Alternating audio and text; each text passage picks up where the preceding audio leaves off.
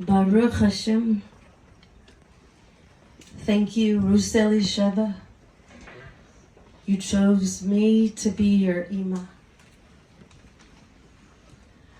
I chose you.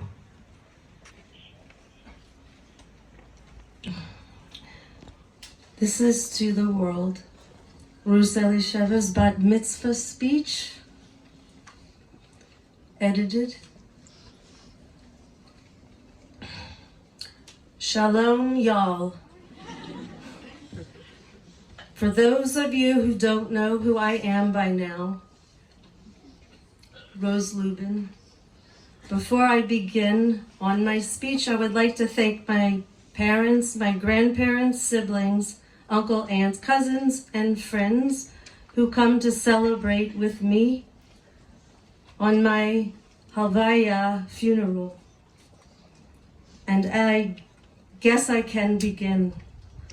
Life is an ongoing path of mystery, adventure, love. It is like one long book, and like other books, it has a beginning and end. It is hard to believe it, but there was a time when I was as young as my little sister, Lily, Shira Zisel, and there will be a time when I am not existent in this world. So what do I do about it? I make every chapter in my book worth reading. I work hard, do my best, and follow the laws that God has instructed me to follow. I am not going to wait for the world to do something great for me. I am going to do something great for the world. Now, at this point in my life, I have all the power to make a difference, become a better person, and create a mind-blowing life story. And no matter how hard it becomes to withstand the current of wrongdoing, no matter how difficult it gets to turn the other cheek, I will always push to do the right thing and to find the stagnant water where I can be me and make a change. I know what I am capable of, and I know how I can use my talents for the benefits of others. There are no boundaries, only endless amounts of opportunity. Joseph's brothers come to Egypt for food during the famine that was going on at the time.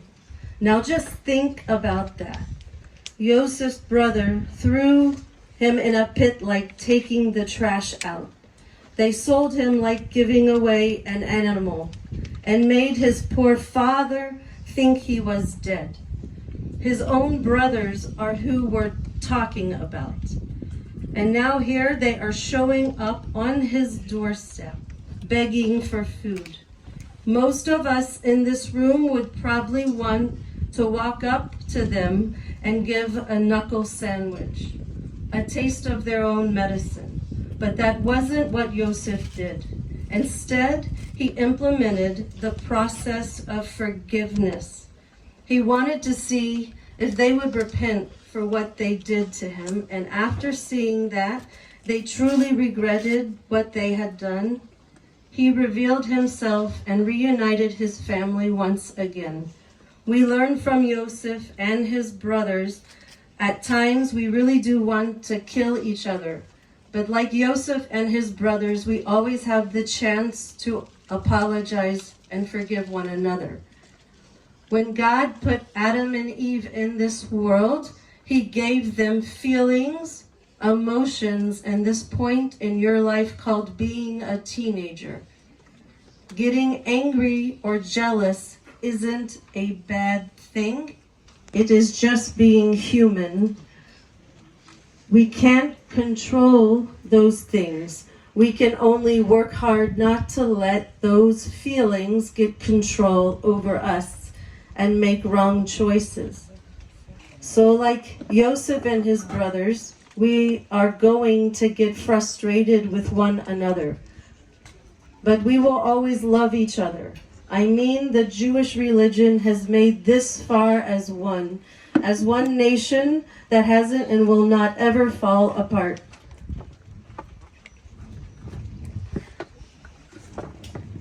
It is clear that forgiveness is a cornerstone of our religion.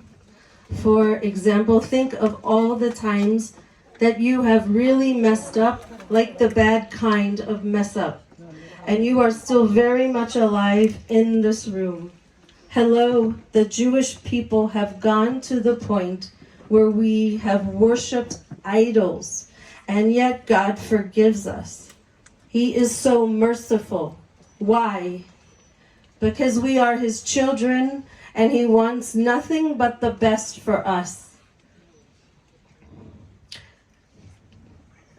The least we can do is try and let him know that we love him back and want to do what he asks us to do.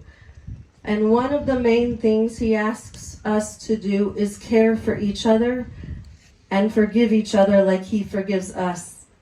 In the Torah, forgiveness is one word that pretty much sums up the whole book. People eat, breathe, and sleep forgiveness, or at least should. Holding a grudge is just having to carry around a boatload of extra weight with you. In fact, it says in the Torah that holding grudge is prohibited. Take it from me, I live in a household that maintains a zoo. We have our snakes, fish, cats, crabs, frogs, dogs, guinea pigs. But out of all these animals, it is the Alec, Yosef, and Lily that are hardest to tend to. They need to be fed 3 times a day with snacks in between. They need to get daily exercise along with daily grooming. But most of all, they need love. And even though they can really get on my nerves, I always forgive them. Never hold on to any little quarrels we have. And for all eternity, I will love them and stand by them. The human race will never be perfect. We will never be perfect, but we can always try to live up to the people like Yosef, who can let go of things that other people do to him and continue loving his family. Most people spend their whole life trying to find the meaning of happiness. But what I have figured out on my own is that happiness isn't something you search for. It is something you find within the people and things you love. I already have the happiness I need. I have my family, my friends, and the internet. So I say, let's give it a try. Let's make the world a better place, one apology at a time.